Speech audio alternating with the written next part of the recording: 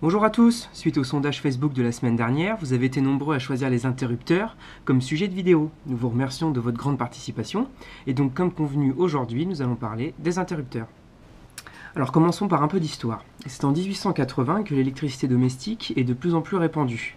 C'est à cette même époque que le sens des interrupteurs fut un peu plus standardisé, c'est-à-dire qu'on allume la lumière en appuyant vers le haut et on éteint en appuyant vers le bas.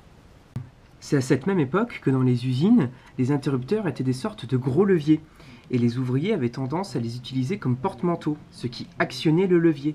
Et donc par mesure de sécurité, il était préférable que cela coupe la machine ou le système plutôt que ne l'actionne, car si un autre ouvrier travaillait dessus, ça pouvait être dangereux. Alors une petite astuce pour savoir si votre électricien a monté vos interrupteurs dans le bon sens, c'est que quand on veut de la lumière, on appuie vers le haut, vers le soleil. Vous avez peut-être déjà dû entendre votre interrupteur grésiller lorsque vous le fermiez, ou alors, une fois fermé, il était resté bloqué ou comme collé.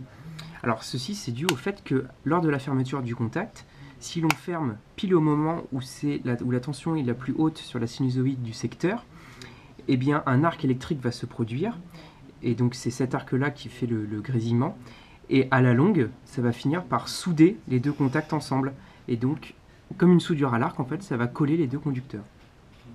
Le composant équivalent en électronique de l'interrupteur est le transistor, donc ce composant-ci, ou encore celui-ci.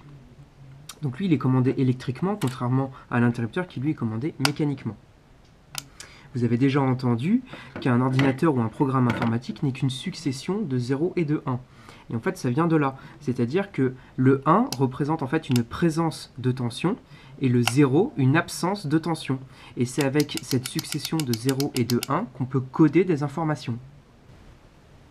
Si un jour vous cherchez un appareil simple à installer, qui n'a pas de bug, où l'énergie est fournie par l'humain, que sa consommation est à 0, eh bien je vous conseille l'interrupteur.